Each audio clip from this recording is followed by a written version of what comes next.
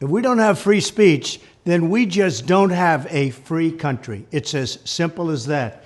If this most fundamental right is allowed to perish, then the rest of our rights and liberties will topple, just like dominoes, one by one. They'll go down. That's why today I'm announcing my plan to shatter the left-wing censorship regime and to reclaim the right to free speech for all Americans. And reclaim is a very important word in this case because they've taken it away. In recent weeks, bombshell reports have confirmed that a sinister group of deep state bureaucrats, Silicon Valley tyrants, left-wing activists, and depraved corporate news media have been conspiring to manipulate and silence the American people. They have collaborated to suppress vital information on everything from elections to public health. The censorship cartel must be dismantled and destroyed, and it must happen immediately. And here's my plan. First, within hours of my inauguration, I will sign an executive order banning any federal department or agency from colluding with any organization, business, or person to censor, limit, categorize, or impede the lawful speech of American citizens. I will then ban federal money from being used to label domestic speech as mis- or disinformation. And I will begin the process of identifying and firing every federal bureaucrat who has engaged in domestic censorship, directly or indirectly, whether they are the Department of Homeland Security, the Department of Health, Human Services, the FBI, the DOJ, no matter who they are. Second, I will order the Department of Justice to investigate all parties involved in the new online censorship regime, which is absolutely destructive and terrible, and to aggressively prosecute any and all crimes identified. These include possible violations of federal civil rights law, campaign finance laws, federal election law, securities law, and antitrust laws, the Hatch Act, and a host of other potential criminal, civil, regulatory, and constitutional offenses.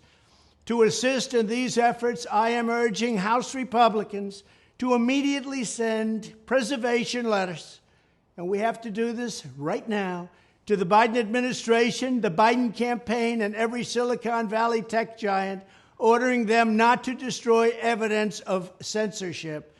Third, upon my inauguration as president, I will ask Congress to send a bill to my desk revising Section 230 to get big online platforms out of censorship business.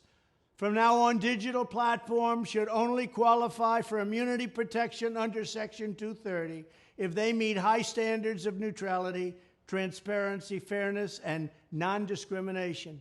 We should require these platforms to increase their efforts to take down unlawful content such as child exploitation and promoting terrorism, while dramatically curtailing their power to arbitrarily restrict lawful speech.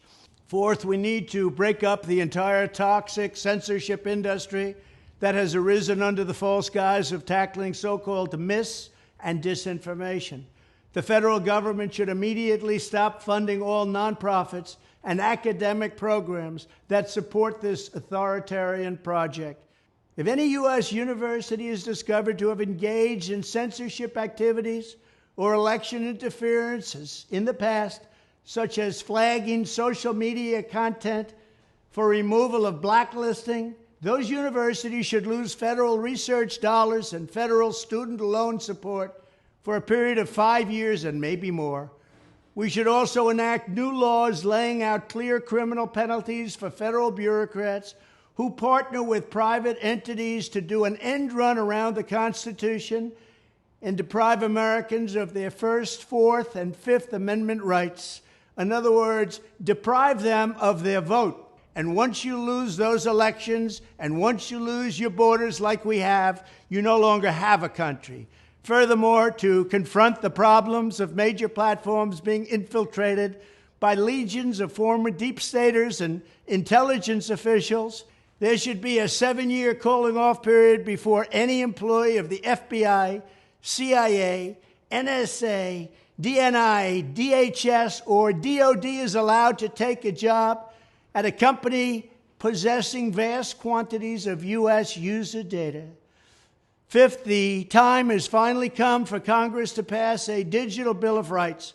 This should include a right to digital due process. In other words, government officials should need a court order to take down online content, not send information requests such as the FBI was sending to Twitter. Furthermore, when users of big online platforms have their content or accounts removed, throttled, shadow banned, or otherwise restricted, no matter what name they use, they should have the right to be informed that it's happening, the right to a specific explanation of the reason why, and the right to a timely appeal.